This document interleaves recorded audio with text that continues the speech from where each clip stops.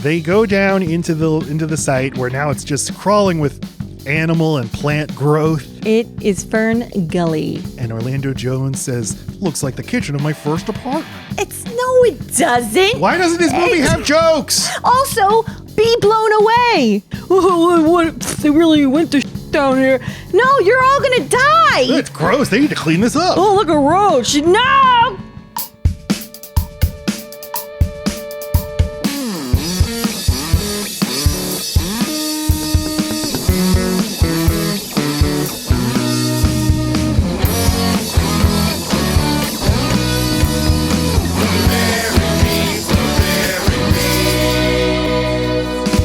Hello, this is Load Bearing Beams. I'm Matt Stokes. And I'm Load Bearing Lacey. Load Bearing Beams. Lacey is my wife of 11 years as of today. That was gonna be my opener.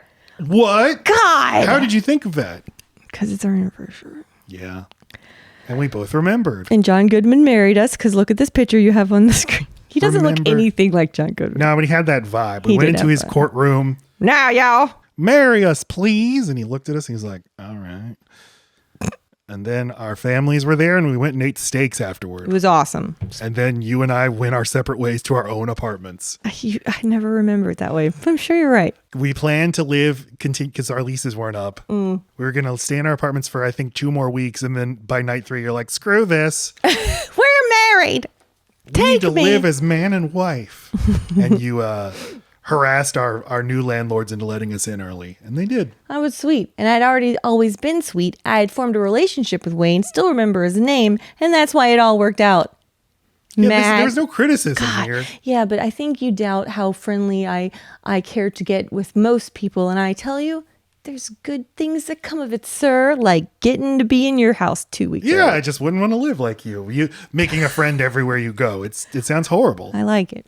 Do you remember? I just remembered this. Early in our relationship, we planned on, this Load Bearing Beams is a creative collaboration between the two of us as artists, as souls. We came together to make this happen. But the first thing we were planning to do together was a children's picture book called I Hate Everyone. Do you remember this? Kind of. I Hate Everyone. I don't really remember the premise. It was just a kid who's like, I just hate everyone. And I would write the words and you'd draw the pictures. We should get around to that. Don't anybody take that. Don't take it. Copyright. Date, timestamp. What's my thing? This now? That's what I made up on the last podcast. Ugh. Yeah, it's not. It doesn't even mean anything. Quick plug. We made a video. You can see it on YouTube or TikTok where we review the new movie Riddle of Fire, which is opening in theaters at the Alamo Draft House today, March 22nd, 2024. This movie, go to our social media, our YouTube and our TikTok to check out that review for a very interesting movie. Shout out to Yellow Veil Productions for their early screener. We appreciate it, and we did enjoy your movie, thankfully. Or did that would have been awkward. That would have been awkward if we didn't. Maybe we didn't. You have to watch to find out. Yeah, I'm really good at keeping my cards close to my breasts. That's the saying. It's true. Okay. Yeah. And aww. I just included some pictures because the cast and crew of that movie on the red carpet at Cannes International Film Festival, where the movie opened last year. Okay. Hey, what are we covering? We're covering evolution. Do we have to? It is interesting to think. Once we were just little puddles of goo in the ocean, and here we are talking about evolution. I thought you were going to talk about how you started off as goo and then you were a dumbass kid who liked this movie. Well, come to dumb. I was 14. Yeah, I was a kid. So you'd never seen it? Thankfully, no. Here's my quick history. In the summer, it was the summer of 2002. America had just invaded Afghanistan. Things were going great. And I got super into the X-Files. And, but I'm so into it, but I'm at the whim of what, the Sci-Fi Channel shows in syndication. So I guess there weren't DVDs available. So I wanted more X-Files, but couldn't get it. You coveted the Duchovny. Exactly. The David Duchovny. So I looked at this DVD box of Evolution, this new movie that I'd heard of starring David Duchovny, and I said, this will have to do. In a pinch. And I watched it a bunch of times, and I don't even remember liking it, but I was like, this is good. I like this. People like it. Or at least the couple people I mentioned it with, let's go on. I found that out because it's like, what's the history segment of this going to be? Actually, there's a lot, and there are a lot of articles, and there are a lot of like retrospectives of people saying this is actually an underrated movie. Great. But bigger than that, You know, this movie, Evolution, was sort of Ivan Reitman's attempt to recreate the magic of Ghostbusters some 20 years earlier. So I ask you, I assume Ghostbusters, for many people who listen to this, is like the load-bearing piece. For sure. It's not for me. Or me, but I get it. What is your relationship with Ghostbusters? My dad really liked it. It's one that I tried to watch a couple of times. I enjoy it fine. There's something maybe too scary, too sinister, too dark about it that it didn't attach to me as a kid. It wasn't something I would watch over and over again. Plus, I kind of was into finding my own shit. If someone in my life already really loves something, I didn't spend a ton of time there. It's like, that's already checked.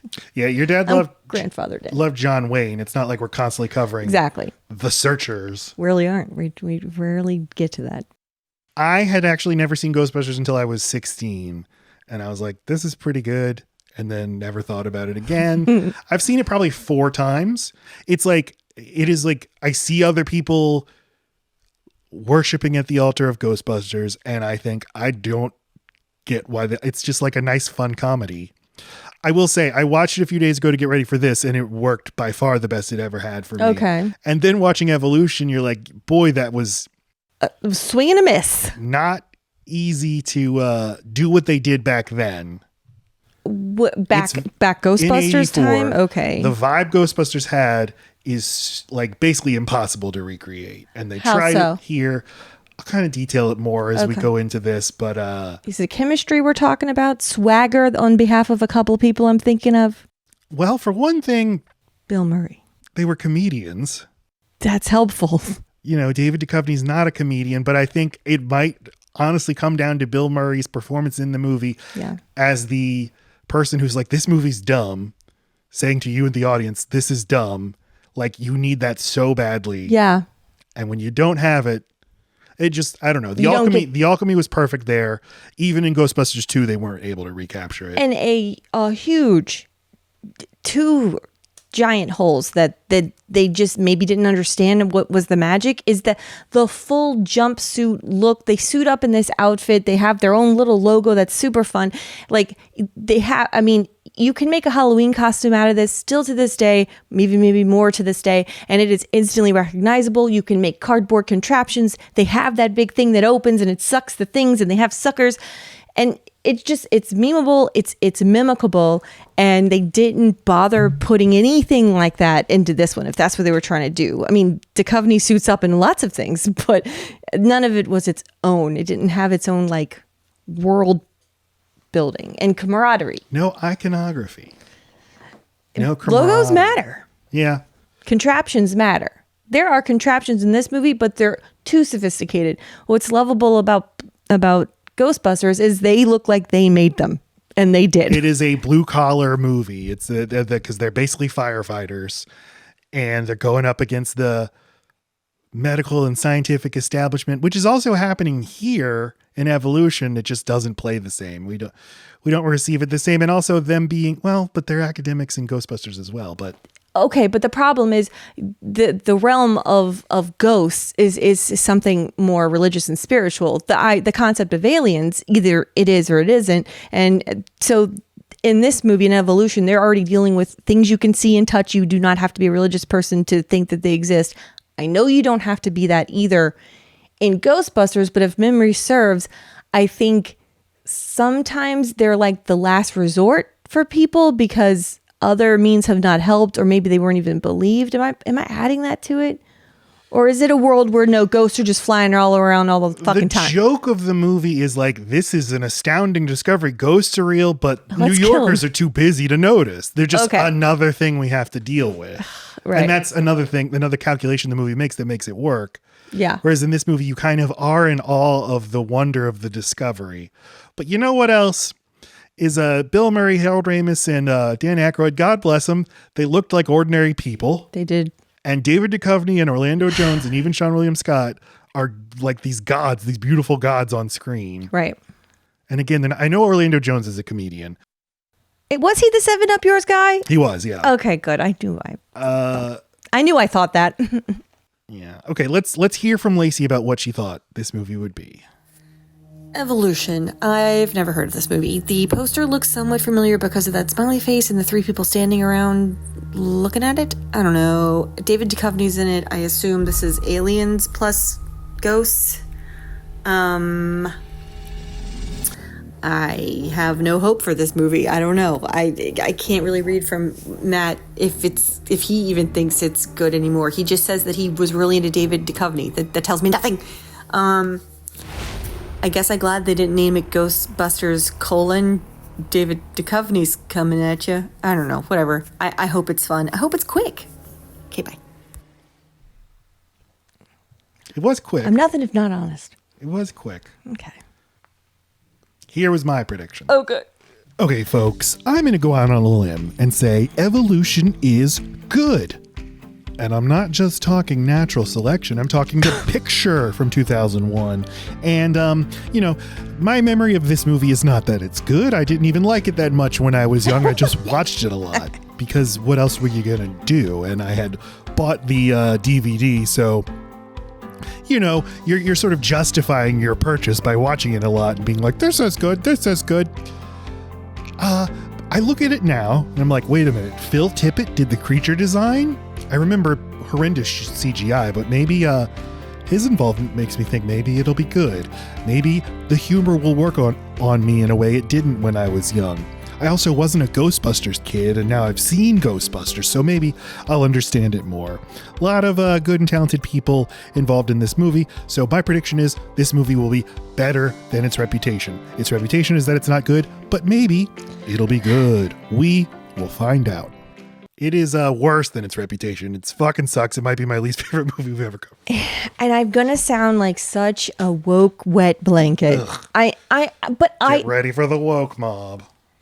I love some sexism. I love some misogyny when it's done delicately, knowingly. This guy's kind of a piece of shit, so he gets to be this way. It just has to be funny. It has to be funny. It has to be warranted, maybe, or it's delicate. It takes a steady hand to apply misogyny that works. Sexual predatorness, maybe even that in some use cases. Not here. Oh my God. Was there an exceptional amount of it? Oh my God. I mean, she's of misogyny. The best actor of the group walks onto the stage, Julianne Moore, immediately fucking falls and reveals a garter belt? What the fuck? I mean, she doesn't say two words. She's a doctor scientist in the military. She's all the things. She says nothing before they're like, I'm going to fuck that. You want to fuck that? She's ice cold. She don't want it. That pussy's cold. Like, Jesus. This is like, so two things. So one, I feel like Julianne Moore in this movie is a legendary, like, they had no idea attributes for that character whatsoever. So Julianne Moore's like, I got to do something. Why don't I fall down? Right. Just so I have something to do. Make a choice here. Sigourney Weaver in Ghostbusters is so funny as the sort of straight-laced, buttoned up, you boys, but she gets to be so funny. And then she gets possessed by the ghost and gets to play the fun of that. But I know that number two, I know that they look back and they're like, Bill Murray as Peter Venkman was doing the same thing to Sigourney Weaver back then, so we'll just do it again. Yeah. It's fun. You liked it back then. You'll like it now. If David Duchovny's like, I want to stick my dick in her, don't I? Here's the problem. I could probably have stomached all of the banter between the adults. Fine. If the beginning of this movie was not so tonally deaf and disgusting, like I know it was trying to capitalize on fucking butt fuck humor of American Pie, but it's not doing it right. To hint that you're going to have a sexual relationship with your student and she wants it because she really needs that extra credit, that's either be a lech, don't be like, this is mutual, baby. We both want this shit. Ew. And you're two teachers at this college. That's 2 against 1 and you're both into it. That's a gangbang. I know that they weren't all going to do it, but there's something even more creepy about you never showing me any female teachers at this school. You're just the only 2 and you both love to fuck students for grades. And then the fat shaming. Why do these brothers have to be so dumb? We're getting way too in I went too far into this movie. It's just if they're trying to set these guys up for good guys, so I'm going to root for them this entire time, why do they make them seem like such assholes? Again, this is like Bill Murray. The first time we meet him in Ghostbusters, he's putting the moves on a female student, or she's like, it's a student. If she's not a student, she's working for him as participating in his study. And we're like, oh, you can. She's there with her boyfriend and he's fucking over the boyfriend. That's different. Showing that he has psychic powers, but no, he just wants to fuck this lady. Again, you can just see them being like, well, we liked it back then, so we'll like it now. Yeah. Then is not now. David Duchovny is not Bill Murray. Oh boy, is he not. And we don't just have to do the things we used to do. We could do new things. Maybe evolve. Mm-hmm. Evolution. The other thing, I forgot to mention this in my prediction. I think about something that happens in this movie maybe once a month. I have for the 20 plus years since I saw it. The bug getting into the suit? No, I forgot about that. Yeah. It's when David Duchovny late in the movie solves the problem by looking at a periodic table and saying, wait a minute, I'm seeing a pattern in the periodic table. We're carbon based and we're 2 down and 1 over from arsenic. So these aliens must be selenium. And like in my memory, I'm like, I can't be remembering that right. Like it has to be either more complicated than that or it's played for a joke. Like this is your solution, but no, it's straight in the movie. This is all he does. And the movie's like this smart guy noticing a pattern in the periodic table, something that human beings wrote. It's not like this is the arrangement of the table is a principle of nature, immutable. So I was pleased to see that again.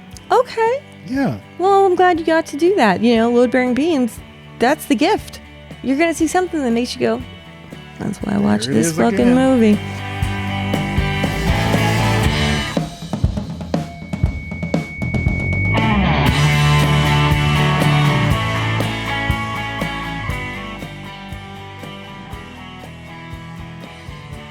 The history of evolution. There's actually a lot of it. It starts with a man named Dan Jacoby, and his screenwriting credits include Arachnophobia and John Carpenter's Vampires, and he wrote the first draft of Evolution as a straightforward, science-based thriller in the vein of Michael Crichton. Think Jurassic Park, Congo, Andromeda Strain. He was himself a doctoral candidate in physics at Harvard, so this wasn't a comedy, and he had in mind, John Carpenter, you'll direct this. And like, I could totally see that. A late 90s John Carpenter movie. Yeah, it's got some humor, but it's mainly just like thrills and chills. Right. Yeah. Yes. That's another part of it. Works in New York because New Yorkers are too busy. That's funny. They seem tough. They seem able to handle it. It seems like it's been going on a while. They're okay. This is a brand new discovery that is multiplying in ways that we can't even perceive, that is clearly going to kill us all, and they just want to play with it. Mm-hmm. Oh, I'm going to get a Nobel Prize. You're going to be dead, motherfucker. Yeah. Take it seriously. Do call the fucking military immediately. You've waited days. Okay, go on. Yeah, the joke has to be like how nonchalant they're being about it, but it doesn't seem like that's the joke either. Funny. Here's an interview I found with this man from 2001 with the Christian Science Monitor. He said, quote, "The original concept was designed to reflect astonishment at the evolutionary process," he says, "by showing a group of human beings confronted with the entire process of billions of years of evolution compressed in a compressed period of time. There's no alien mastermind controlling it," he says. "That's really the issue I wanted to address. Life left to its own devices will move in the direction of greater complexity, which is really mind-blowing," end quote. I agree. I love thinking about that. That is very, and the creatures in this movie are the best thing about it. Yeah. It is they made beautiful stuff in this movie. It was better looking than it had any right to be. It did. But I see, like, you hear his pitch, and do you think you could make a movie out of that? Like, how do you? Oh, of course not. No, I'm not in this industry. Well, remember we covered Splice a few years ago, and I feel like that kind of, it was like science horror. Like, yeah, thinking about life and the way it evolves is actually kind of horrifying if it happens so fast. Oh, 100%. But at least they seemed like they had the infrastructure. They had like bulletproof glass or whatever. They had like cages and a big barn. They had things. They thought they were prepared. They did. But this movie is just two dumb fucks who just want to fuck, and then they find a thing. And then this guy's got this big background, and we're supposed to be impressed that you got kicked out of the military once. I wasn't impressed. Not impressed, man. And you put those guys' life at risk, and you should have been kicked out. He's an asshole. Duchovny bad. In conclusion. Okay. I love thinking about like human beings. Anatomical human beings have been around for 200,000 years on this earth. You could go back in time 200,000 years. You'd find human beings who look exactly like you, except for 100,000+ years of that time, they didn't speak. Never learned how to speak.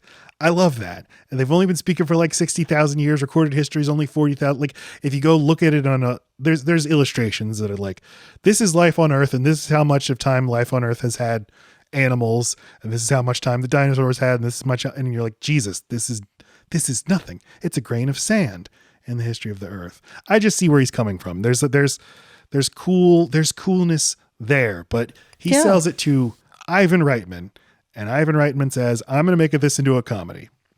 Look at his face. Let's talk about Ivan Reitman. All right. He directed Evolution. So he was born in 1946, the son of Hungarian Jewish people. His mother was a survivor of Auschwitz. They migrated to Canada when he was 4. He grew up in Toronto.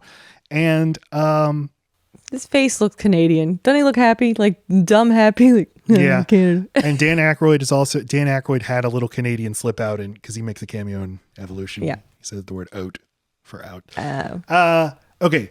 He got his start in the film business producing for David Cronenberg, the great also Torontonian director.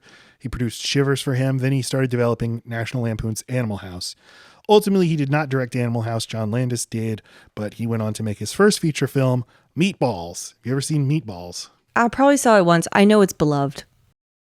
You know, my resolution this year is to watch more of the great comedies. And I watched Meatballs a few days ago. And you loved it. It sucks. It sucks. Like, when is Jason Voorhees going to show up? Are there little kids in Meatballs? That's my recollection. Then why are there hot babes on the... There's all kinds of people. There's young kids. Yeah, I couldn't even... Like, it wasn't until the end of the movie where I'm like, oh, they're all counselors. I thought they were just kids. Some of them are kids. Why is the counselor fucking a kid? Oh, God. Bill Murray's barely in it. That's the thing about these comedies. I watched Caddyshack a few months ago. Caddyshack sucks. Sorry. It's not for everyone. I don't like when Bill Murray does a voice. I just don't fucking like it. Just be you, boo. Well, he's not doing a voice in this movie. Yeah, but he is He's in like Caddyshack. being sweet. I'm talking about Caddyshack. Yeah. Okay, so then he makes Stripes also with Ew, he's Bill sweet Murray. in Meatballs? Like, he's just a nice guy? Yeah, like his great arc is that there's a little kid who's kind of a loner, and Bill Murray takes him under his wing. No. Yeah. And he means it? Yeah. Ew, with his hair like that? Yeah. Ah. He like teaches him how to play, but it's like he's teaching him how to play poker and be a little bit of a cat, but in a wholesome way. And he never ever like gives him wedgie or anything like that. No. It's disgusting.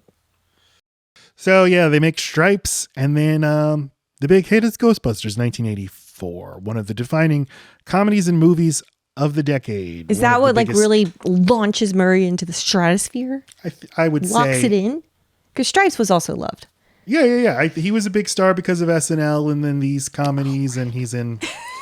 What's wrong with me? Yeah, I know. I never know things. But Ghostbusters is like the only level of that like blockbuster movie in Bill Murray's career. Otherwise, he's a solid comedy star. Makes movies like Groundhog Day that like people like and make some money. But Ghostbusters played like Star Wars and Scrooged. And what? What about Bob? And what about Bob? It's fantastic. Yeah. See our episode about it. Please. What about Bob and what was the other episode? What, you mean that was with it?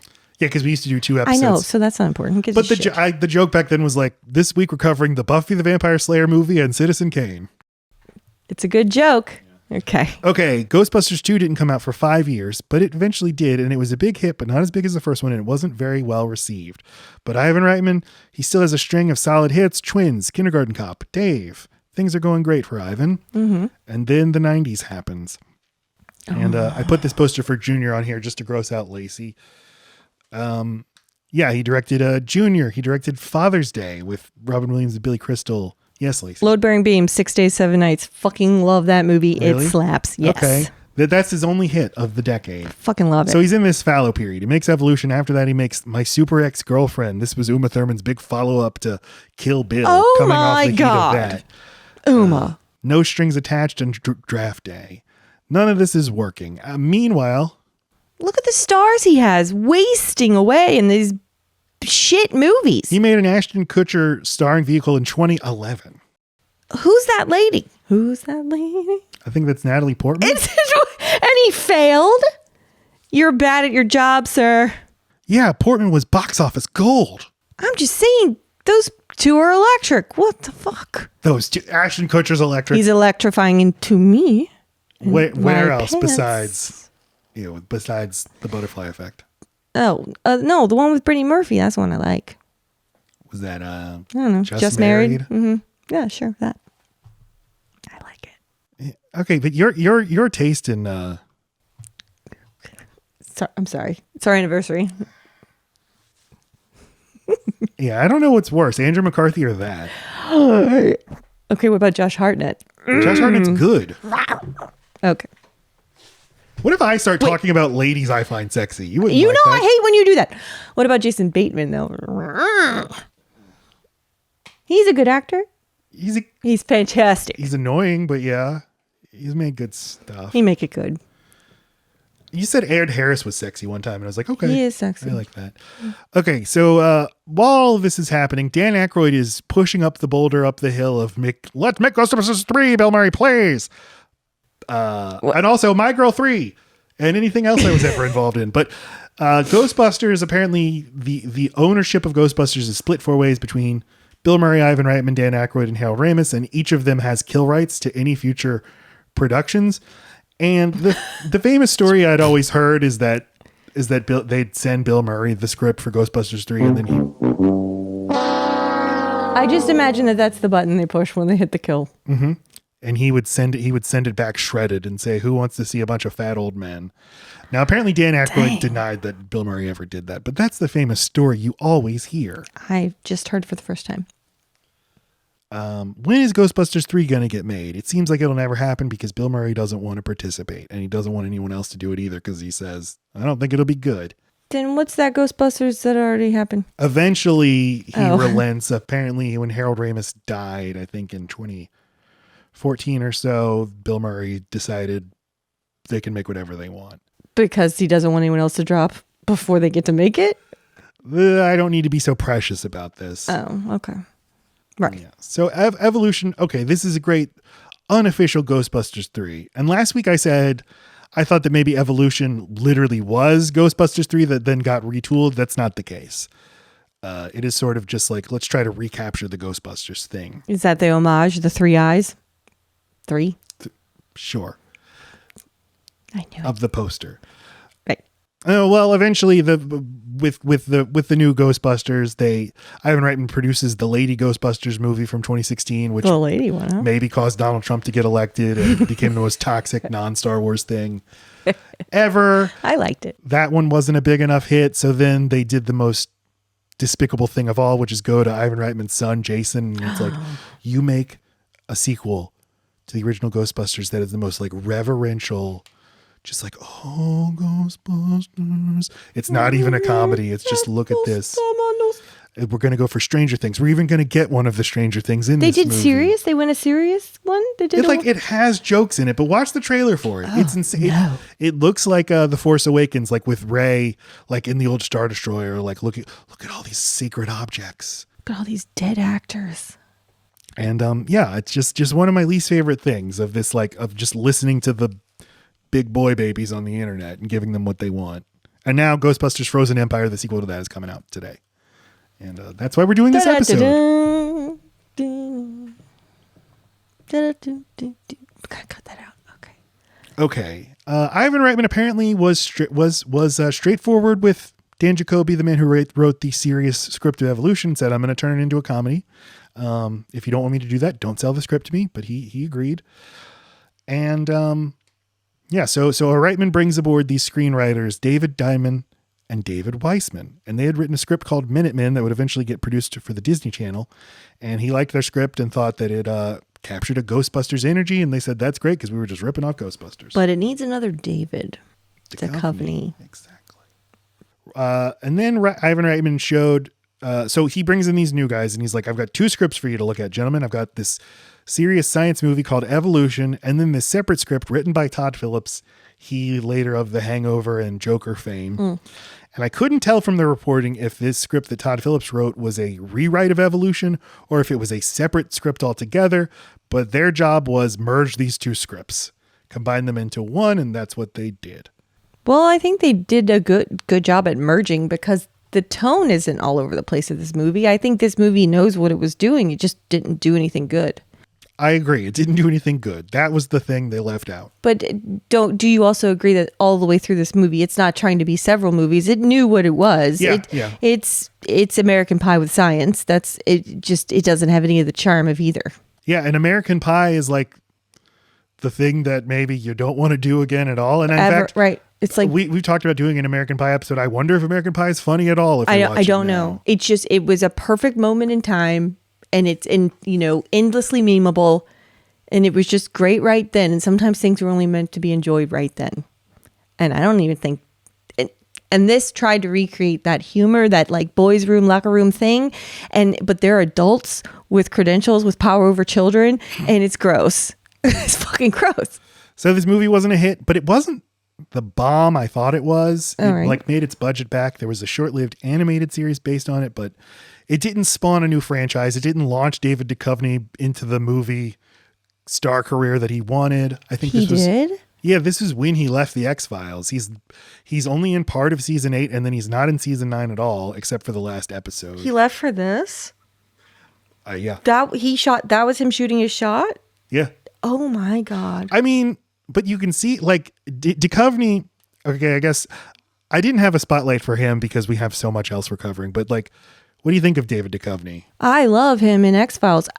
And in there he stays, and I feel like that's Mulder. No, it's Mulder. Okay, great. That's who he plays. And he's got these little isms and the way he talks, delivers things, and it's like, oh, that was nice choices for that character. And then you take him out of that, and you're like, that's just him. He does nothing else. He's got Matthew Perry syndrome. He can't like morph this into something that's more because of the way he talks. Yeah, delivery. He can't seem to like. He's got some chemistry with Orlando Bloom. Jones. Yeah, exactly. You've never seen him with Bloom. It's adorable. But Orlando Jones, like, they do seem to get each other. He does seem to kind of like, I get what you're like. I'm gonna pal around with you, but it's so limited. He doesn't elevate it. He can follow it. He's not a leader. Yeah, because on X-Files, he is funny. Yes. And X-Files is a very dour and serious show, and he enlivens it up a little sometimes, but that's because it's a very dark show, and he can sneak in a joke every once in a while. Right. There's this thing where they're like, oh, you're funny. Also, you're hot. Let's put you in a comedy. And you're like, nope, you can't carry a comedy at all. You know who could have done this? Bill Pullman. Or Paxton. I'd take either one in this fucking role. Bill Paxton, that's good. Yes, I know. That the whole time it felt... That's who Julianne Moore wants to abuse her. I'm not good with words. That's who Julianne... Nope. That was my second take. That's who Julianne Moore wants to abuse her. That's who Julianne Moore would like to... Abuse. Would like sexual harassment from, please. Oh, okay. That would be nice. He looks like he was in the military. David Duchovny looks like he was on X-Files. Bill Paxton looks like, he's the Texas, like, he looks like he was born out in the desert. Like, he just goes here for fun. He fits all of these. And he's enough Kevin of a... Bacon also, I mean, Tremors, but... And he's enough of a straight man to Orlando Jones. Mm-hmm. Like... He's a movie star. Yes. Duchovny's a movie star. Or kind of like the guy from Justified, where it's like, I can let you have your thing and you're going to do your thing and I'm not going to be judgmental of it, but I'm going to make my faces. And it stands in for the audience of like, this guy's kind of an idiot, right? But David Duchovny kind of like is too sweet with Orlando. Like he's bought in too much and it's like, it's not the balance. It's just all on one side. Mm-hmm. And then and then it's just because it's 2001, they have to throw in Man with Three Names, Seann William Scott. Yeah. Okay. And what is he? Because if he's the comic relief, then what is Orlando? I don't understand.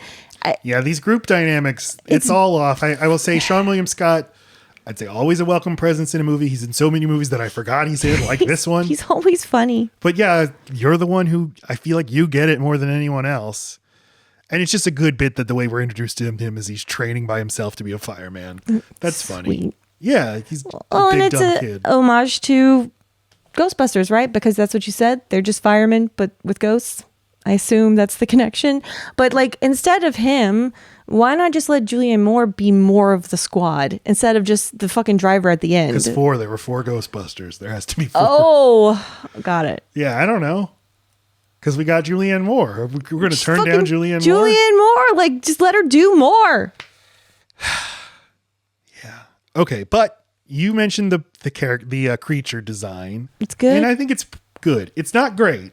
They had a bunch of ideas. They did not just have one creature. They have several that were very interesting. They need to make 1 million creatures, and I blame Reitman because I feel like there wasn't enough.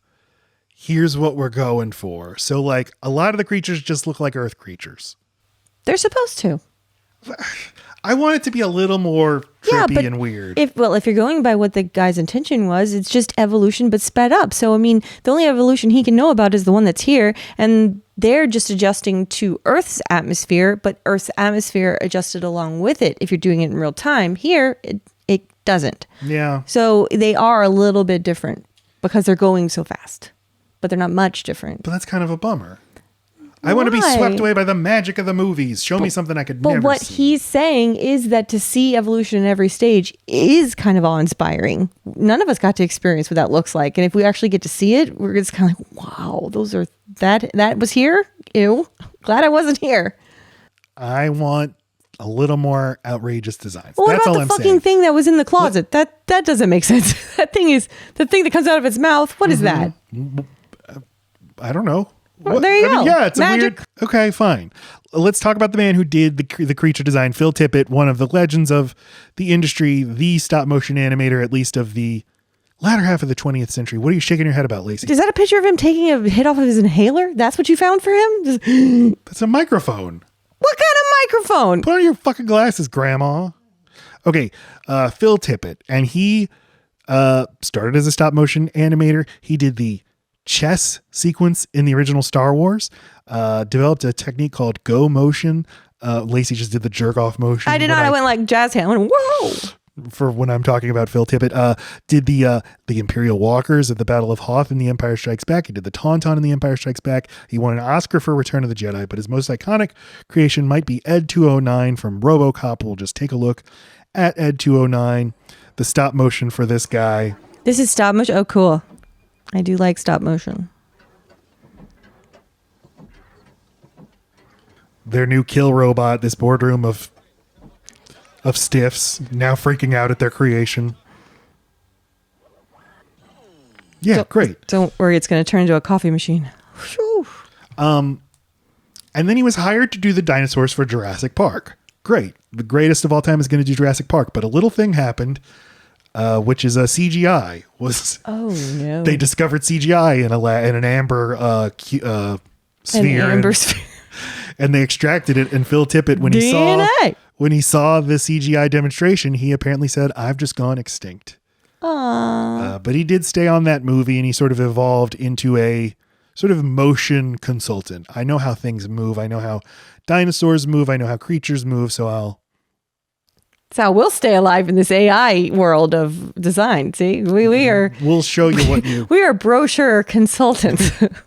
We know how those look. That's what we tell ourselves. Like, yeah, an AI can write words, but I know the words that are good. Oh, I don't. So, yeah, he got to design the creatures in evolution. There's like hundreds of them. And again, I don't think it's his best work, but it's still like the best thing about the movie. The best thing about the movie. And the amount of shitty CGI was nowhere near what I thought it would be. I think it all looks pretty okay. Yeah, they did a lot of practical stuff. And the movie was gross. It's gross. It's fucking nasty to look at. I wish it were more gross, though. I was eating. I didn't feel prepared. Yeah, we got a lot of ew and a lot of sick. I mean, I have those things literally written down. Ew and sick.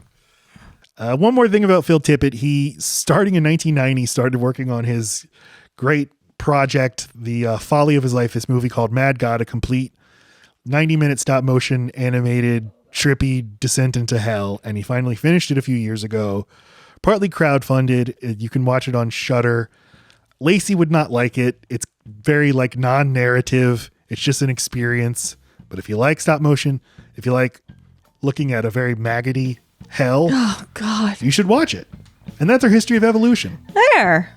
We've got evolved all the way to maggot.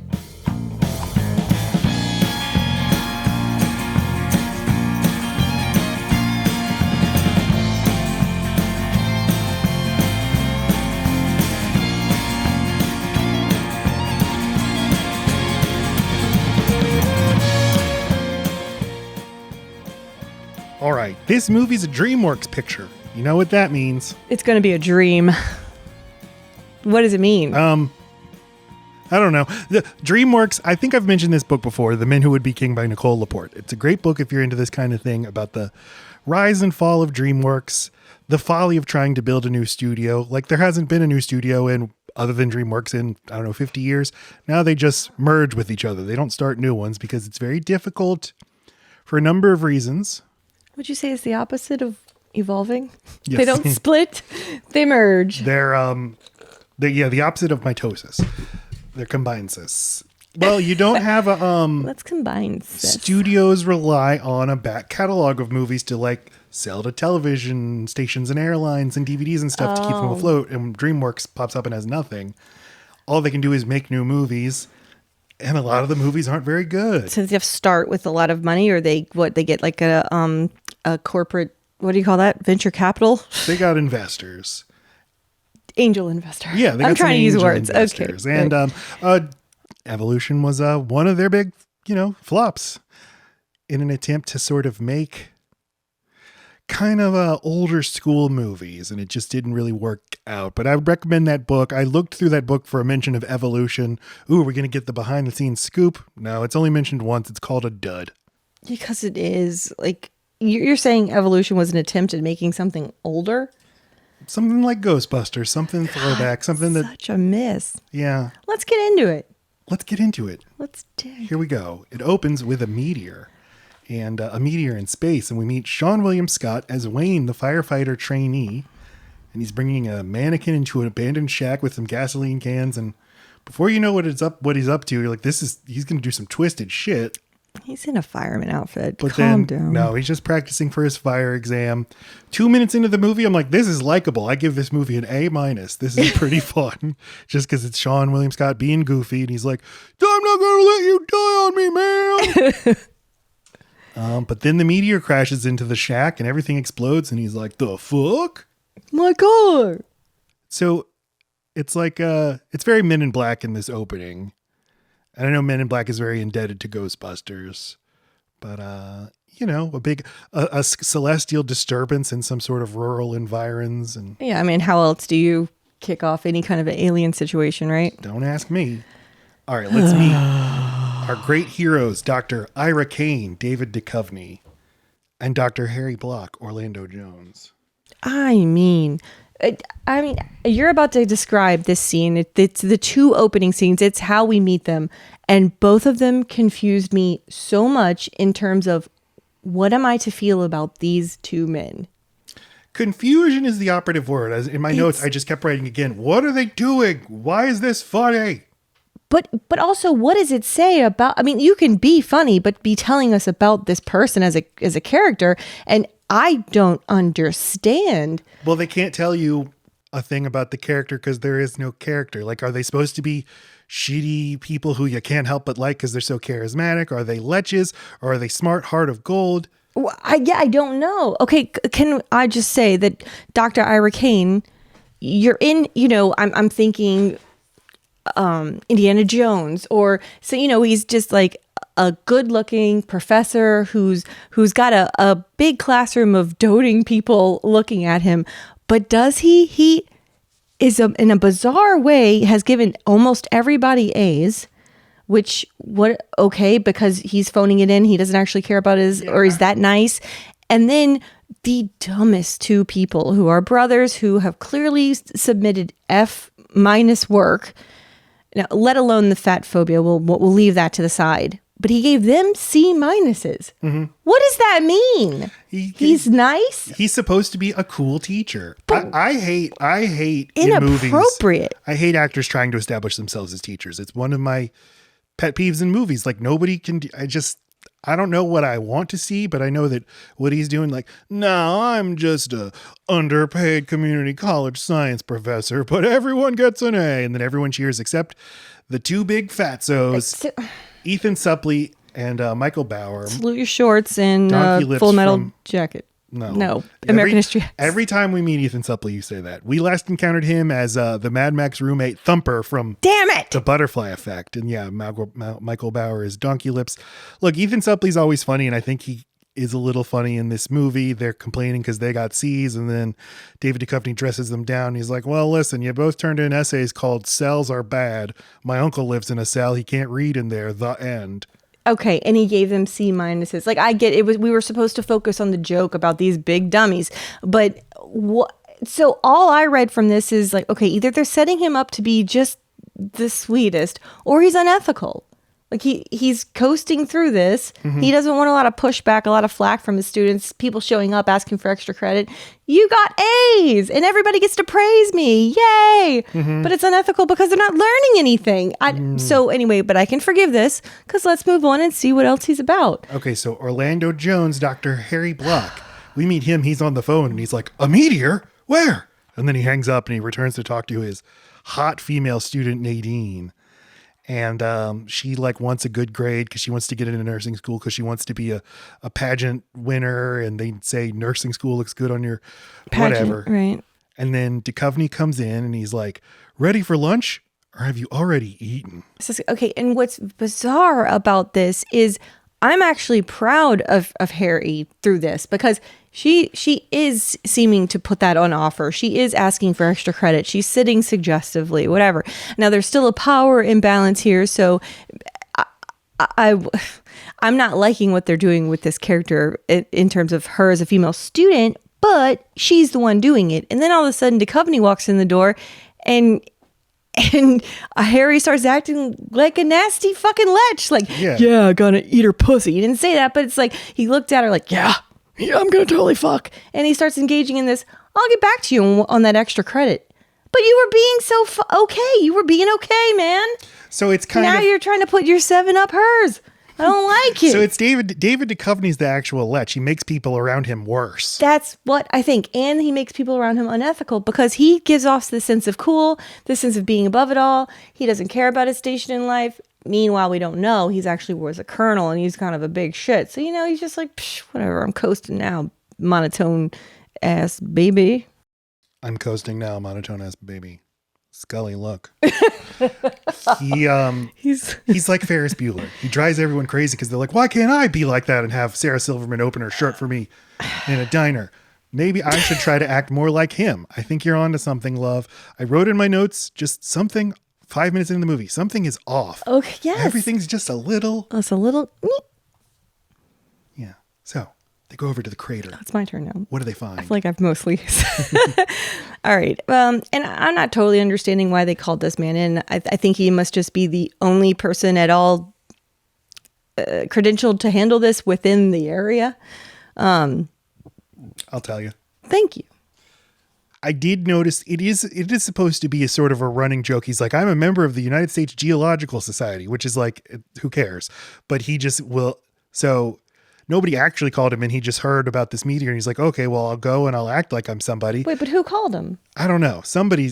Maybe some other geology fan was like, there was a meteor. So you're telling me it's the alligator guy from fucking Lake Placid. No one calls this man to come see these alligators or he just goes crocodiles.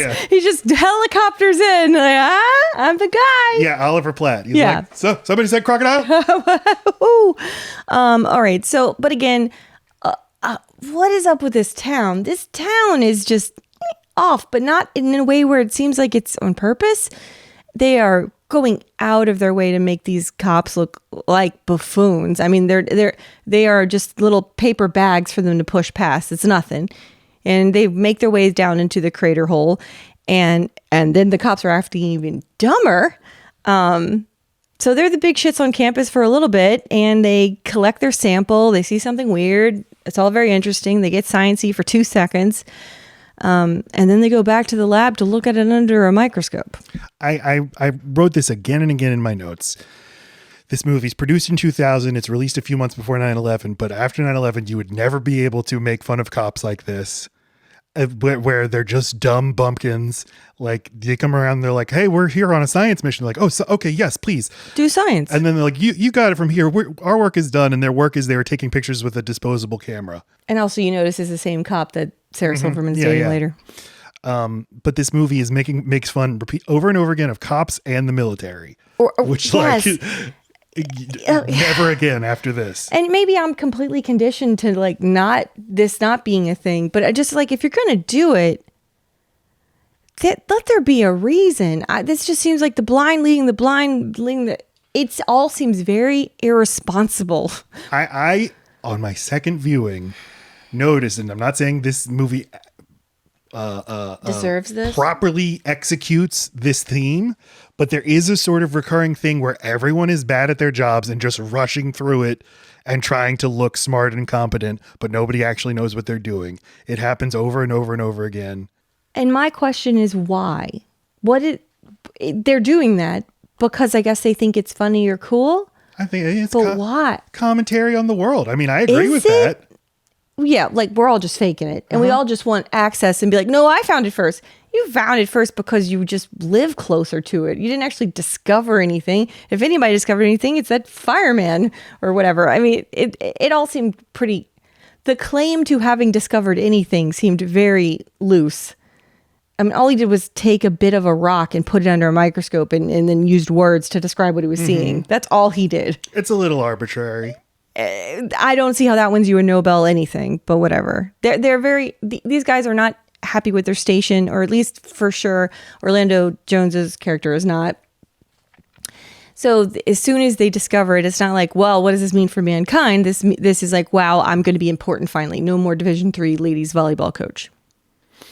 I think Ghostbusters was doing some of the same stuff. We're dealing with the discovery of the paranormal and life after death and stuff, but all we know what to do with it is to start a business around it.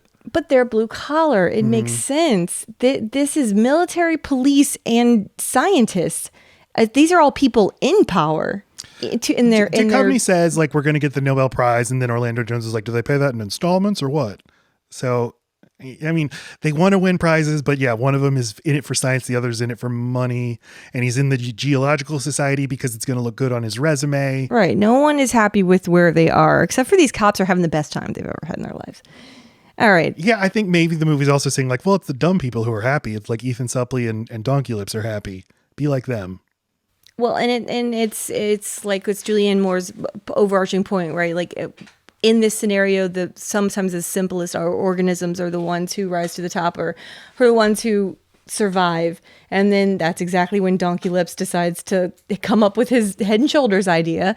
And also, it's the aspiring aspiring fireman who has the idea to sing in the mall. Like it keeps happening that the dumbest people are saving the day. Yeah. But again, why? It doesn't, it seems like it's just kind of going wherever. It's they read the screenwriting book that says your movie has to have an idea. It has to have a controlling idea. So they're like, oh, okay, yes. Everyone dumb. Oh, that's what I wrote over and over in my notes. Is this the same reality that Idiocracy exists in? This feels like Idiocracy. Every time I mean, there is not one smart person at the helm of anything until Julianne Moore, and she's immediately sexualized and runs into shit. I don't remember Idiocracy, so... Oh, and everyone, no matter who and what level you're in charge, you're just like, anyway. Isn't it fun to remember that Idiocracy is like advocating eugenics? That is fun.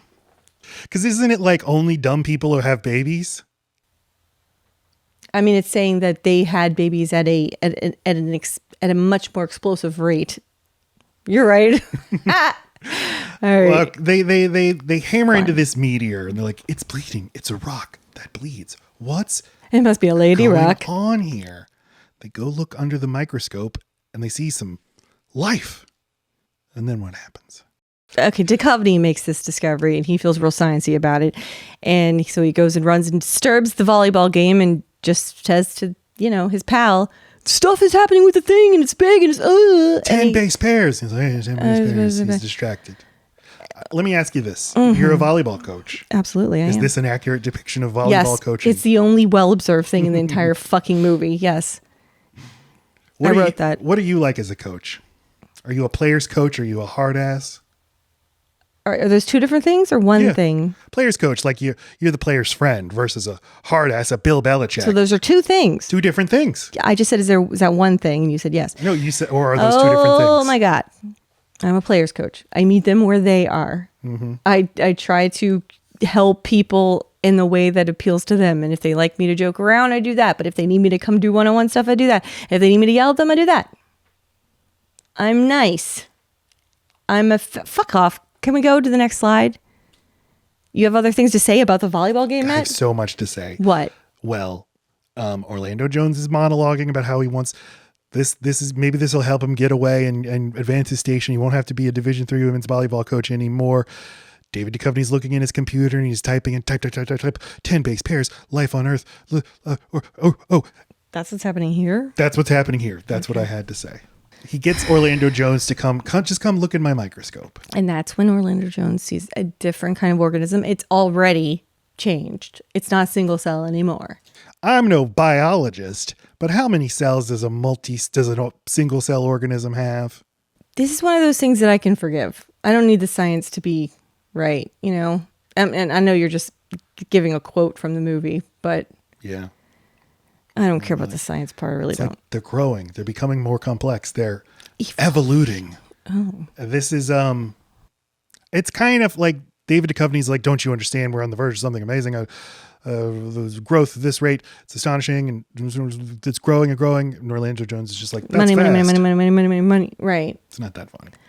But I didn't say funny. I said money. I said it's kind of funny. Oh, You were saying money. Sorry. I do like to think, it's one of my favorite things to think about is how are people actually going to react to the knowledge of other life in the universe? Right.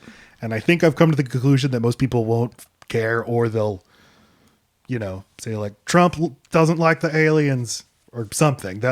It'll just get tied into something they already care about, or they just won't notice it. I think I've said this before. I was telling my mom years ago that I was working on a novel about this idea of how would society change if we learned that there are aliens. And my mom said, didn't we already learn that? So not at all. Yeah. They go back to the crater site, this time with their students. And there's again, further illustrating a not ethical way to use your students, right? That's the through line. They don't care about other people's safety or well-being or the rules. That's all if I'm supposed to be picking up on character traits, they don't follow the rules. I think this is a nice thing to do for your students, but they're not doing it to be nice. They're doing it to get free labor. They're trying to haul shit out the hole. Giving them credit. Matt, this is a great way to learn. Are you being funny? I'm not being funny. Okay. They get Donkey Lips and his brother to be hoisting stuff. It never happens, but no, they brought them for manpower. Yeah, I know. So then what are you saying? I don't think it's that bad. I'm not saying it's bad. I'm saying if we're trying to figure out what these characters are, because I still don't understand. Am I rooting for them or not? I know the movie thinks I am, but You're rooting. I'm not. You want them. I'm not. Orlando Jones, he says to the cops, what are you doing here? You can't go in. And he's like, well, we're here on USGS business. It's very technical. And the cop says, oh, well, if it's technical, go right ahead. Once again, nobody's good at their jobs. Everyone's just, you just confidently assert something and someone else will believe you. And 6 months later, they wouldn't be allowed to make fun of cops like this. The meteor is now surrounded by fungal growth. It's nasty. I have in recent years decided that the apocalypse will likely be fungal. So, is that because you watched The Last of Us? Before The Last of Us, I think it was started when I saw the movie Annihilation and then read those books. And then The Last of Us just crystallized it. So fungalized it. There's millions of little slugs. Only 18 hours and we already have flatworms. And I thought the dry ice look was just to make it look spooky on the floor. But no, they're literally trying to say that somehow this fungus is creating an atmosphere or atmosphere that works for the worm to breathe in, because as soon as they lift it up, it dies. Yeah, they get exposed to oxygen and they die. And David Duchovny says it took us 2 billion years to do what these guys did in a day. They put some worms in a jar and then it starts multiplying. It's mitosis. That's how they reproduce. No sex? No time for sex. Bummer. A lot of sex talk in this movie. All right, we go check. Well, first, Orlando Jones says, like, we got to call the government. And David Duchovny says, no government. I know those people. They're no good. And I thought it was a joke about... Me too. I thought, is this a meta joke because he's Mulder? But we'll find out later. No, he has a past. We go check in with Seann William Scott, who was working at the country club, and he sees a bunch of slugs and then sees that there's a fish monster in the pool pump. That's that. How did these get here? All Were they right. on his clothes? Are they in the water supply? Who knows? Who cares? But the government has found out about the meteor, and they've set up a base near it. Now they're in charge. Hey, this is our site. Not anymore. It's not. Oh, yeah, all that happened because this is how they get back into it, is that this pool boy, the fireman guy, brings this giant creature to... He's like, hey, you guys are... Why does he even know? Oh, he met them on site. Okay. You guys are scientists. Look at this thing. Great. Now they're Look at pulled. this thing, Now they're Orlando pulled back Jones. in. Its teeth are remarkable. Oh, They go back to the meteor site. Now the military's in charge, and Duchovny's like, I'm Dr. Ira Kane. I'm here to talk to the general or whatever. And like, you're Dr. Ira Kane, the Ira Kane. I've been waiting to do this a long time. And he pulls out a gun to, I guess, shoot him dead. Shoot him. But then the other soldiers stop him. Like, okay, you go ahead. They go meet the general, General Woodman. And he starts talking. And Lacey says, he sounds a lot like Buffalo Bill. Because he is played by Ted Levine, And Buffalo then, Bill. I can't stop hearing it after that. And he keeps wanting people to go down in a hole. It's Yeah. like, bet you do. I bet you do, you sick fuck. do. It's very weird. Like the general, he gives Ira a big hug. Welcome back, son. and he's Orlando Jones says, "You used to work for the Pentagon?" And Duchovny says, "Yeah." He's like, "All this time, I just thought you were a school teacher." No, that's it. That's Just it. weird. Like there's no jokes. These lines just get delivered, and then there's just space. And then there's this exposition about what he did to stop being a colonel. And it sounds pretty fucking bad. Yeah. He should have been stopped. He is unethical. That is his streak. And who wears a fucking garter belt? God. Julianne Moore shows up. I'm from the CDC. I'm a important scientist. Listen to me. But then she falls over. It is really like Julianne Moore, one of the great actors of her generation, Is used just this fallen way. over. And I don't know if it was her idea or Reitman's idea, but maybe it was her idea. Like, just let me do something. But the garter belt. Just They needed to fallen see the garter belt. Is this why? So what is a garter belt? What? I don't know what a garter belt is. Well, this used to be the way you hold up your pantyhose. It had a function, so it's just a symbol for I'm going to be naked. It's an undergarment. You pull up the garter belt. It has no crotch. It then like little suspender hooks closes on. You've seen them a million times. You just don't know that's what you're looking at, and it just holds up the stockings. So you would never wear this in real life. Pantyhose stay up now. You don't need this. You only wear this. There's a lingerie situation. It's to be sexy. It's in the bus scene from Heart and Souls. That's what she's wearing. You see the little straps and stuff. But a garter. I think a garter belt might be two things, but it's fine. It's all just it's thigh accessories. Fuck. But that's She all would it's not be signaling. It's wearing just it. like this is like seeing her underwear. No, it's saying she's wearing that because she's fucking wild. No one wears that. Okay. It's extra sexy. So it's like, it's weird. It doesn't fit here. It doesn't make sense. Does she like strip on the side? This situation is much harder to do than just putting on pantyhose. Okay. Thank you. Oh, you're welcome. Ted Levine is like giving him a talking down. He's like, no, we're taking the side. It's protocol. And Duchovny, he says, I've got some protocol right here for you, Woodman. And he grabs his dick and balls. Dick, real big grab. But the camera doesn't show it. The camera's only above his waist. I guess they had to crop it because that was too obscene. Honk, honk. And then one scene later, as David Duchovny and Orlando Jones pull away, David Duchovny takes out his ass and puts it on the windshield. Right. You get a nice long shot of his ass. Here's a fruit basket for you. Yeah. He says. It's like, yeah, they're like, oh, these raunchy lads. It comes and goes. Like they're normal and well behaved sometimes, but then they're like horny college students. Like, fuck you, Dean. That's what I'm saying. It doesn't fit. It's like all it is the evolution of American Pie or Road Trip. It's just like we're still palling around, looking at my bare ass and my hairy crack. Ugh. It cuts then immediately to a courtroom where they're all talking to a judge. They got a hearing remarkably fast, so fast, and are saying none of the correct words. None of them has a lawyer. But all here of them are we learn about Ira's past. Ira. And Ira, well, Julianne Moore, who is Dr. Allison Crane. She's not a lawyer, but she's like, Your Honor, if I may depose the witness. It's like you cross-exam. Also, you're not doing shit. Yeah, did you file your pro hoc vice motions to represent before this court? I guess because they work for the government has to decide. But when they just call a higher up, it fucking, I know it's jurisdictional that they're trying to, who's got jurisdiction here? This would be a federal court. Wait, no. I don't know. I don't know either. But the government, if they actually got this lawsuit filed, the government would delay. That's what they would do. It's a plot hole, I'm saying. It's a plot hole for sure. Give this movie an F because of this. No, it's just weird how like well observed this is. Right. She goes and she asks him questions. More than any of that, it's just this is a way to tell lame us. way to dump exposition. That's all it is. Let me tell you what this guy did wrong. She gets to question him. Tell me what your deal is, Dr. Ira Crane. He's like, well, I worked for the Defense Department in a very high-level position. I was developing an experimental anthrax vaccine. Gave it to 140,000 soldiers who developed uncontrollable diarrhea and flatulence. And this is before 9/11. Yeah. That is weird. Anthrax. And she's like, well, you were fired because of this? And he says, you'll have to ask the Joint Chiefs. So he's so high up in the Pentagon that the Joint Chiefs are making decisions on his employment.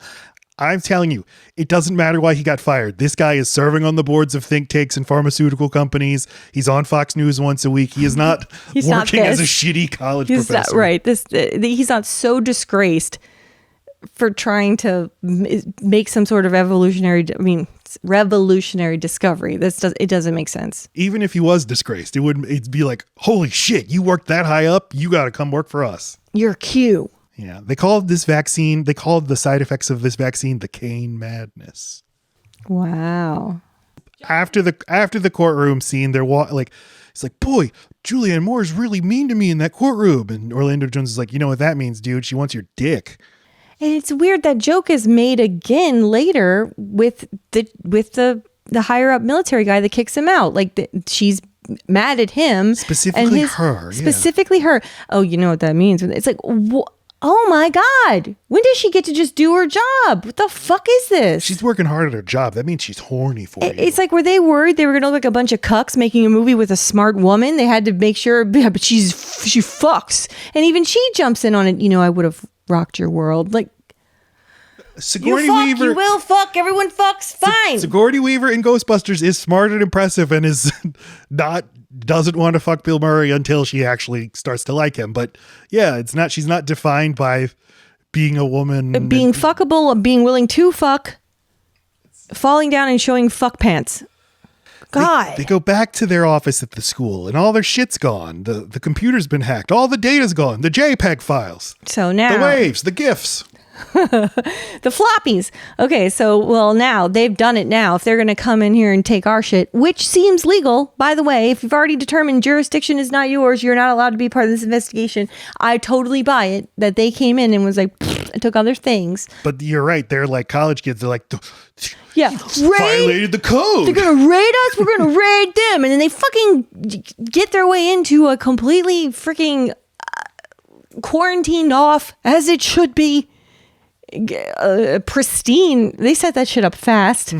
Whatever underground thing, bunker, escape, firelock. Duchovny dresses up as an officer. Jones dresses up as a private. And once again, they're lots like, of little jokes about, just act confident, act like you belong, and people will accept you. And they do. And I think that's part of the movie's ideas. Nobody knows what they're doing. Everybody's just like, oh, yeah, go right this way, sir. I do feel like also part of the idea is just get David Duchovny in as many like thirst trappy outfits as he can, because he's also a fireman at another point. It's like, you could have just worn your normal clothes. Yeah, did they you think could have just worn your normal clothes. They thought they were going to get a Burger King toy line.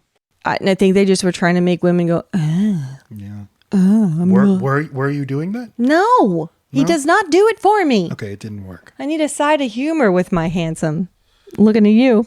Oh, shut up. I won't. They go down into the site where now it's just crawling with animal and plant growth. It is Fern Gully. And Orlando Jones says, looks like the kitchen of my first apartment. No, it doesn't. Why doesn't this movie have jokes? Also, be blown away. This is fucking insane what you're seeing here. It's magical. It's beautiful. It's scary as fuck. Oh, what? They really went to shit down here. No, you're all gonna die. It's gross. They need to clean this up. Oh, look, a roach. No! It's prehistoric. There's CGI bugs crawling around everywhere. They're pretty good. Kind of cool puppety trees and shit, but like the design idea was just lots of stuff. I instantly said chocolate factory. It looked like that. It looked like that scene. Just like, ooh. I was confused. I guess their thought process is all of evolution, all of its many strains are happening alongside each other all really fast. So that's why there's so many. Because my understanding was like, there's like 4 or 5 of these things to start. There's so many species that I guess some of them are variants on what it really would have been, but I don't know enough about evolution. Too close to the real thing, though. I know you disagree, but when we get to the primate. Okay. That's when I have a big gaping plot hole, science hole. Who did his dentistry? Those teeth are beautiful. They're trying to capture a specimen, and they're just talking loud, like, "Hey, isn't Julianne Moore a bitch? Oh, she's hot though. She's an ice queen. She wants you. She needs a good humping." But Julianne Moore is watching them on security footage. She can hear them. It hurts her feelings. No one respects her enough in that room to turn it down, like to turn the volume off. They're all just listening to her being sexually fucking harassed. Yeah, they're like, "Oh, this is good." And she's just like, he likes me. Dude. Julianne Moore then goes down in the spacesuit and she's like, "Gentlemen, what are you doing here?" And not like, "I'm going to have the CIA rendition you to Slovakia." No, they're just having an argument. You can't be here. He's like, "Why'd you break into my office?" Right. And Julianne Moore and her character knew nothing of this break-in, but I don't know that they get to the bottom of this. I think it's just, the other guy did it, right? Like, someone did it. Oh, yeah. It's a throwaway thing. Who gives a shit? Right. I don't even know why she had to not be a part of it. It seems totally reasonable. JPEGs. Well, it's like, she's like, "No, I'm just a person doing my job. I'm not breaking the rules like those mean army guys." Not that. Like, well, yeah, I think that she's like, it's supposed to be chipping away at her alliance, right? It's like, oh, that is dirty. Why do that? That's not part of the code. And then, right, that's not the bro code. And then, would you say the most egregious? Like, do they need this scene in the movie? I mean, I think the movie hinges upon, it's like the big comic set piece of the middle of the movie. Why? It's Orlando Jones. Let's explain. Orlando Jones down in the thing. Julianne Moore and Duchovny are. I try to say character names and not, but who cares about this movie? No one cares. A bug gets into his suit. "Oh, bug's in my suit," and then it goes up his ass. Goes right up his ass. So they whisk him away.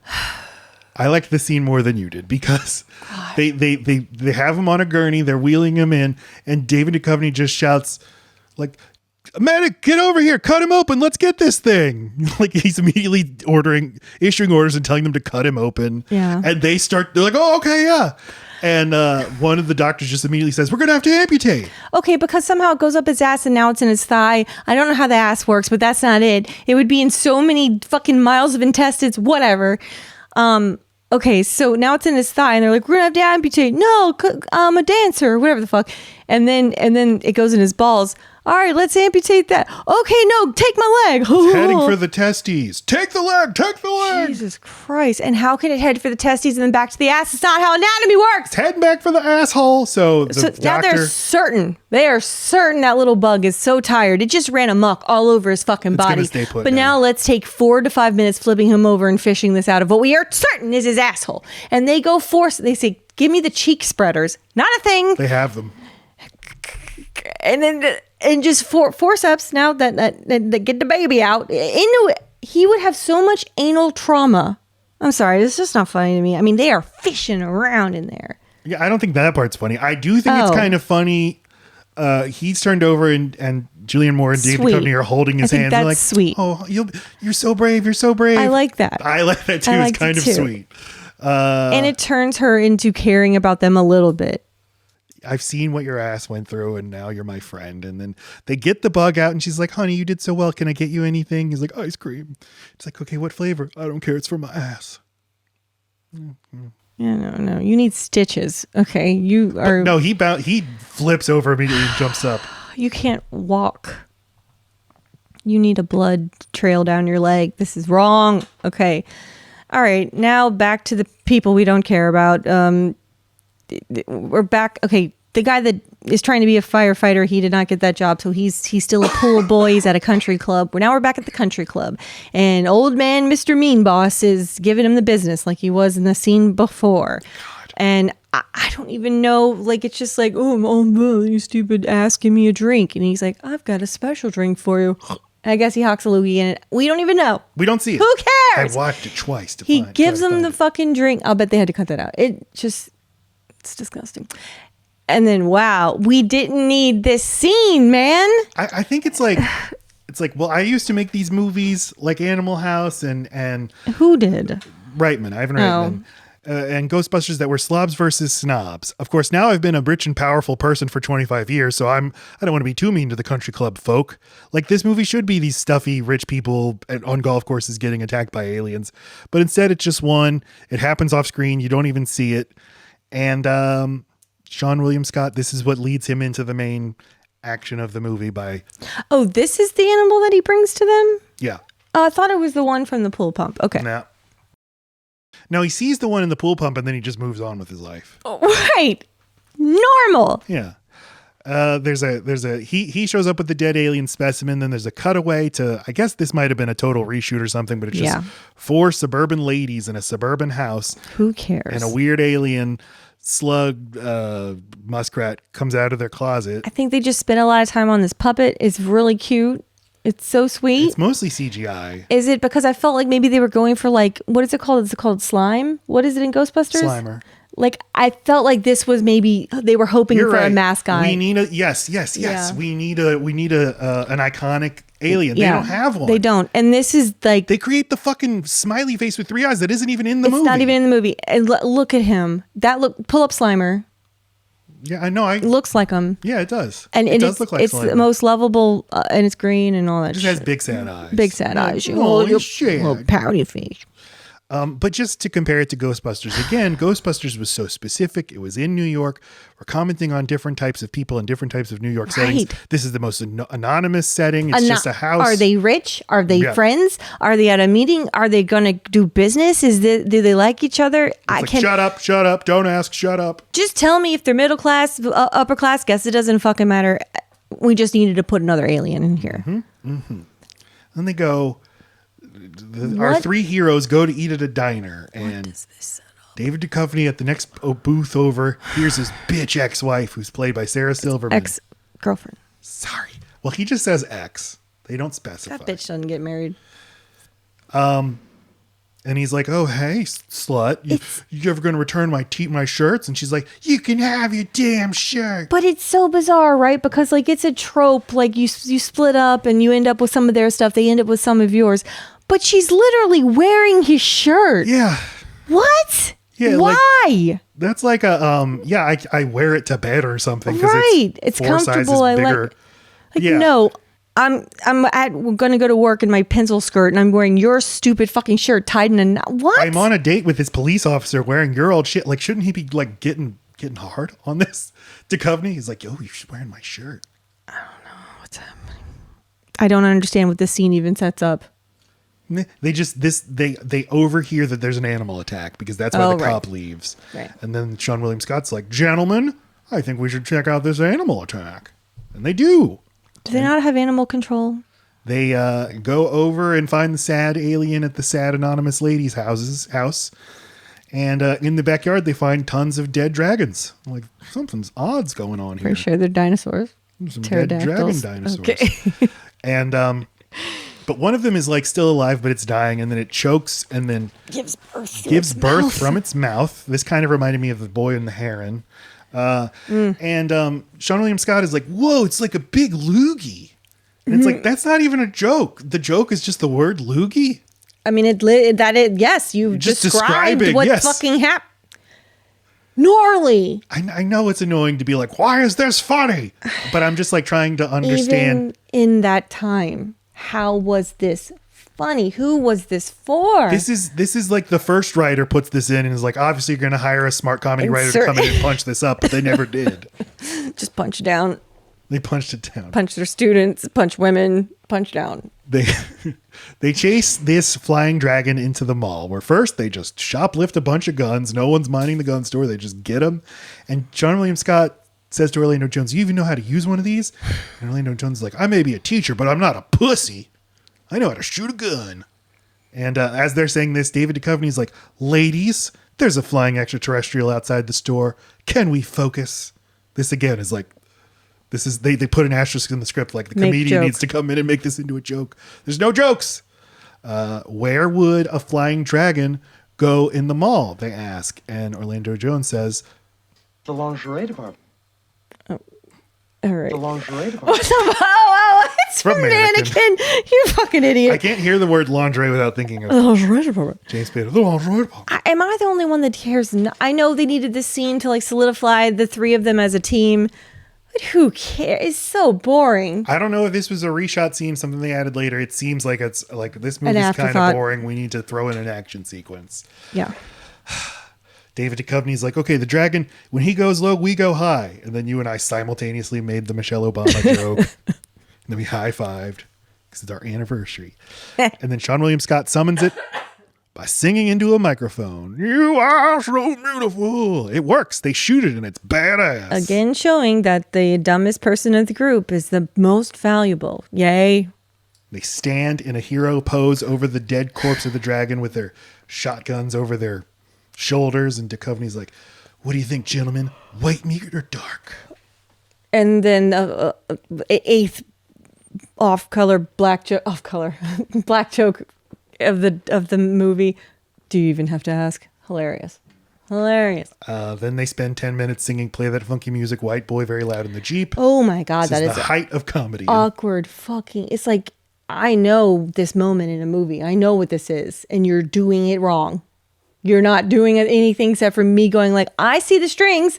I've seen all the work. This is very sweaty. No, they're like, this is the audiences are going to be standing up and cheering and dancing It's like they during this just sequence. needed that moment for the trailer. I'm sure it's in it. Mm-hmm. Oh, this fucking design. Dan Aykroyd shows up. He's the governor, and I think he's styled like Richard Nixon, but Lacey thinks he's just wearing a I suit. think his body shape is Richard Nixon. So yeah, Julianne Moore, he shows up. I've convened the most powerful people, you, the army guy, and you, Julianne Moore. And she's like giving a PowerPoint presentation. She's like, the aliens will spread this fast. By this date, the United States officially no longer exists. It reminded me of Wilford Brimley in The Thing talking to his computer. How long till the Thing takes over world? Yeah.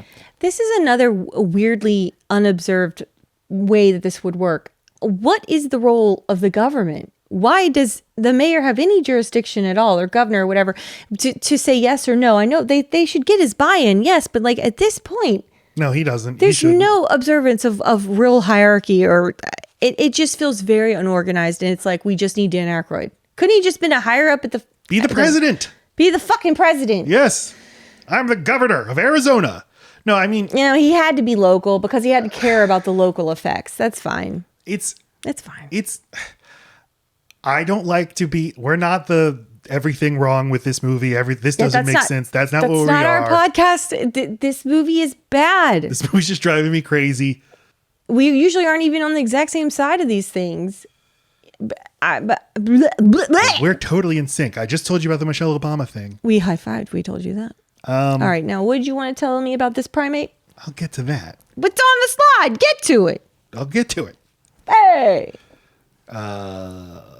Duchovny and co show up to this high level meeting with the governor and the military guy. They just walk right in. They're like, "Hey, we're here," and And again, yeah, they would in the real world be taken away to Guantanamo right away. But Ted Levine's like, it's time for a military solution. What does that mean? We're going to drop napalm. Lots of napalm. I don't think I understand how napalm works. I thought it just sticks to stuff and gets real hot. No, It's blows explosive. up. And I know I've said it before. It's just crazy that this kind of thing would never be shown in a movie just a few months later. Is the military, here's what the military does. Their solution is bomb it, just bomb it. Right. But they're like, something's going on down in the alien site. What? The aliens have evolved into primates. Now, primates evolved due to very specific ecological conditions. You know, like the dinosaurs got extinct. The mammals that were on the planet stuck around because they were low to the ground, and then they were allowed to evolve into. But this is all happening simultaneously, but still we get roughly similar animals Right. that we got in the real world. It doesn't make any damn sense. Look at the teeth. Is it because he evolved inside of California, he felt he needed more aesthetic teeth? Like the evolution of this primate is, let's get the dentistry right. You think the teeth look good? Considering Yeah. they're scary, they're off-putting, but those are human teeth. Look at the bottom row. The bottom row is just a man. Yeah, what does he eat? What does he need those teeth for? Why are his eyes solid blue with no whites? Why is his fur blue? What is this? It's just the design aesthetic. It's like, it's Bizarre. stuff that's like from our world, but like a little different. It just looks like Sully, who's like very mad. This is like two players both wanted to play as the gorilla, so one got the regular gorilla color, the other got this color. Oh. I kind of like the design of the ape, but Seann William Scott, he shoots the ape with a gun, and then he has a look on his face. It's like, what have I done? What have I done? This thing was close to human. That's all. That's all it's supposed to be. It's like, I feel like I shot a person. Dan Aykroyd, the governor, is like, General, you have my authorization to do whatever it takes. And Yeah, we can't have these primates running around California. Arizona. It's Arizona. I thought you said San. Oh my God. I listened to our fucking Heart and Souls podcast this morning, the last half of it, and you said San Francisco, and this entire time I've been thinking San Francisco. Now, this is a different episode. Sorry. Yeah, Ted Levine's like, thanks for that authorization, Governor. Of course, you're a state level official. I didn't need your authorization, is but all I courtesy. appreciate the sentiment anyway. Oh, it's fucking. Julianne Moore, she's like, I quit the government. You stink, Colonel or General. And she joins up the team. Now we're a full team of 4, just like the Ghostbusters. What a team this is. Meanwhile, this Arizona town is going to hell. Everybody's evacuating, and Power Man 5000 is playing. Get up, get up, get up, drop the bombshell. As an enthusiast of terrible butt rock from the early 2000s, I will say Power Man 5000, one of the better bands, because they're in on the joke. As long as they're in on it. Like Guar. Yeah, I mean, they're kind of the Power Man 5000 guy is Rob Zombie's little brother. Oh. So like, All right. you know, back in the lab, they realize fire. The thing that Matt already brought up because it upsets him so bad. First, a very important thing, fire. It just makes the aliens multiply. And I thought this was actually very like trenchant commentary on the war on terror, even though it hasn't started. Because, you know, you just bomb a terrorist, you just create 2 more terrorists. Spread it in really veins. makes you think. Sure. Then Ethan Suplee and What they want is no dandruff. You get rid of the terrorist's bad hair, neutralize. we just need to listen to each other. What do you need? What can we give you? That's not the solution. The solution is different thing to dump on them and Yeah. kill them. You're right. We just dump a different chemical Right. compound They didn't on go you. down there with therapists and be like, how are you feeling about your new life? It- It's basically just a whole fucking underground dungeon full of Bella from freaking Poor Things. yeah. I was like, I don't know how to deal with my adult body. I feel like a baby, but I'm a big girl. I'd like to see I that nailed movie. that. Yeah. I nailed that. Poor evolution alien things. Poor evolution. Yeah, the fat guys, they come in to deliver beers. And they're like, hey, we're here with some brewskis. And they're like, thanks, gentlemen. We like the beers, but now go away. But then David Duchovny. I was happy to see them, Yeah, me too. honestly. Duchovny's like, wait, shut up. I see something on the back of your t-shirt. Because she's now a cool girl wearing a t-shirt, but it's a science t-shirt. She's not a cool girl. She's a nerd girl wearing science t-shirt. Thank you. Cool people wear t-shirts. That's what I'm saying. Great. Well, this one's turned around because it wouldn't be on the back. This makes no sense. Continue. They didn't want him tracing her boobs. I also had this shirt and it's on the front. Yeah, I know. And I think you designed a t-shirt, the NOLA periodic table. Yeah, that copy of the remember one I what- already had. Yep. Do you remember what elements were on there? Like crawfish. Like gumbo, y'all. I don't fucking know. Beignets. Continue. In slow motion, David Duchovny's like, wait a minute, I see it. I'm sensing a pattern on the periodic table. And they're like, well, a pattern? He's like, yeah. We're carbon-based, right? Yeah, of course. We all know that. Okay, go 2 down and 1 over, and our poison is arsenic. Now, I'm no scientist, but I didn't know that the reason arsenic is a poison is because it destroys carbon, and we're made of carbon. I don't know. Read the 2 things that are next to arsenic. I bet those are not great for us either. Right. The fuck? Helium, nitrogen. Like, oh, well, we love those. Give it up. The one right over is poison. Right. So, okay. Broccoli. He's like, but these aliens are nitrogen based. Now, I watched this movie twice. I didn't see one instance of them saying they're nitrogen based. When did they say that?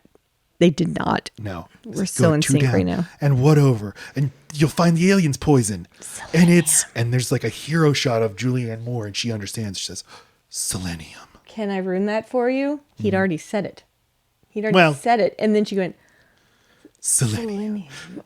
Selenium, yeah. Yeah, no. I memorized the... I got it, yeah. I got the pattern down. I think that selenium is a fun word to say. All right. And I wonder how they arrived at this, but they're like, well, where are we going to get a lot of selenium? And then Ethan Suplee's like, well, Head and Shoulders.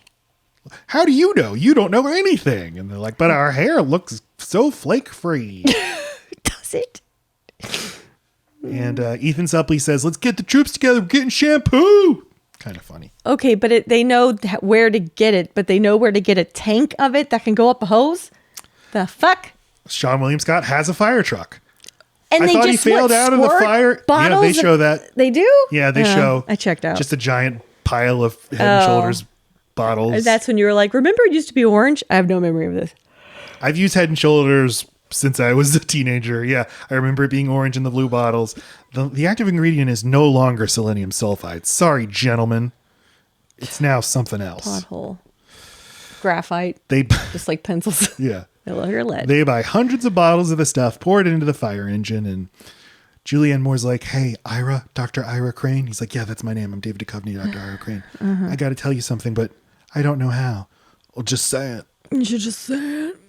I would have rocked your world. He says the one decent thing in this entire movie that comes out of his mouth. You already have. Yeah, because she did some science. She said selenium. Yeah, and just the erotic tension, the chemistry between these two actors. The audience is just coming gallons of orange shampoo at this. Like, oh my God, it's so hot.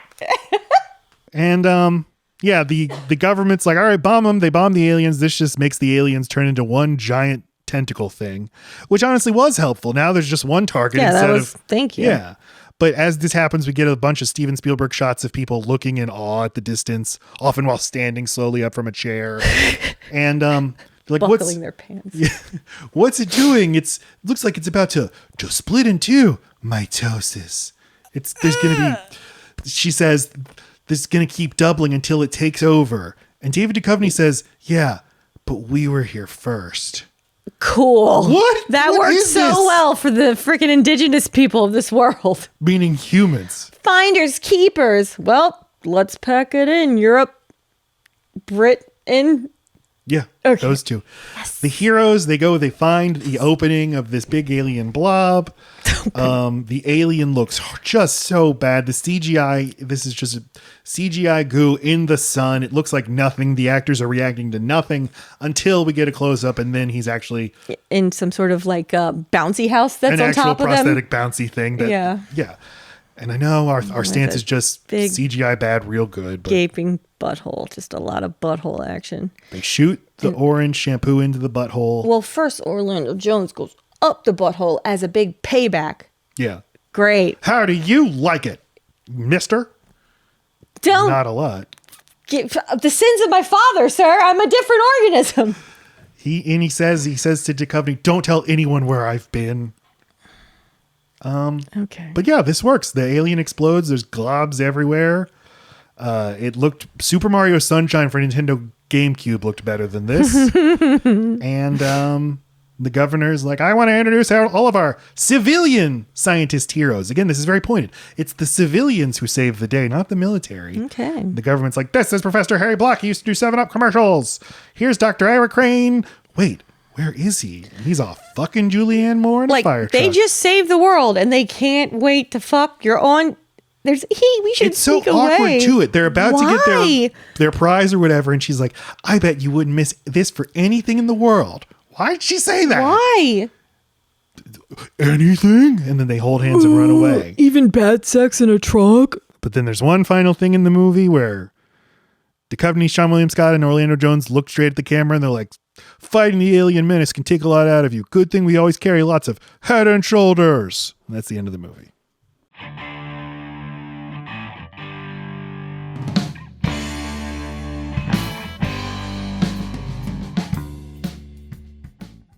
Lacey, seems like you had a great time watching Evolution. Half a star. Half a star. Lowest Jesus. rating ever. Explain why. Synthesize your thoughts. Give us a soundbite.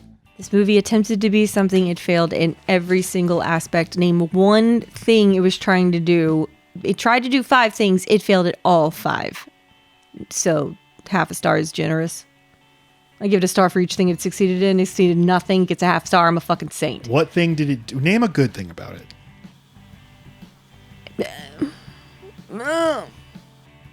The sad alien dog? It made me laugh 2 times, but I feel like I don't know if you made 40 attempts and got 2. I'm almost resentful of the fucking 2. I agree. Just give me none. Yeah, give me none. Don't confuse my dick. Yeah, this movie sucks. I hate it. I think it's bad. I think it's badly directed, badly written, badly acted. Conceived. I like all these people, but Right. there was no vision here. No David fucking Duchovny's goal. wildly miscast as the leader, the anchor, the movie star of this thing. It's just not. He's a great actor. He's a Sephora, not a Dillard's, right? Exactly. Exactly. He's a Sharper Image, not a Mervis. Mrs. Fields, what not are a you Mervis. Stop. You don't have to change. What I said was perfect. Just keep going. Yeah. So 1.5 stars. I did watch Ghostbusters in the lead up to this and appreciated it so much more. How effortless that movie makes it seem. Effortless. And as we Effortless. see, every time they've tried to make another Ghostbusters, they haven't been able to do it because they just captured lightning in a bottle. Yep. It's very hard to have an easygoing, sort of effects-driven action comedy that is really funny. It's just really hard to do. 1.5 stars. Fuck you, Evolution. I don't even believe in you anymore. Next week, we'll be covering Mel Brooks's The Producers from 1968. And who's going to be joining us? Harry from Let's All Go to the Lobby on TikTok. He is awesome. He knows everything about old Hollywood, new Hollywood. He is the go-to person for mini documentaries and historical facts. And he's just got a huge encyclopedia brain for these things. And he is perfect to do this episode. I notice our Casablanca episode didn't do as well as all the other episodes. Don't worry, Harry's going to bring that fire. The Producers, it's from 30 years later. Give it a chance. Just watch it. It's got Gene Wilder in it. Exactly. It's gonna be And his fine. best performance. And it's Mel Brooks. You like Mel Brooks. You like You like Spaceballs. him. You like him. Hey, like us, please, by giving us a review on iTunes and Spotify. It's what Mel Brooks would want. He told me. What are you looking at me for? If you're listening to this episode on audio, I just want to remind you that you can watch the episodes, all of them, on our YouTube channel. Load Bearing Beams Pod is our handle, and why don't you go ahead and like and subscribe while you're there. I'm so tired. You can follow me, Matt Stokes, on Letterboxd at MattStokes9. Lacey, I'll take it from here. Lacey can be followed at Load Bearing Beams. Nope, Load Bearing Lacey. Nope, put those headphones back on. Damn, you say you take it from me. I just mean you don't have to talk. Oh. The music on Load Bearing Beams, the theme song, the interstitial music is by my band, Rural Route 9. Rural Route 9. We have an album called The Joy of Averages. You can listen to it on Apple Music, Spotify, Google Play, Bandcamp, etc. If you like 90s alternative or Weezer or Green Day or the White Stripes, I don't know. You'll like it. You like it. Modern baseball. Say anything. There you go. Anything else, Lacey? Okay, I love you. Bye. 3, 4.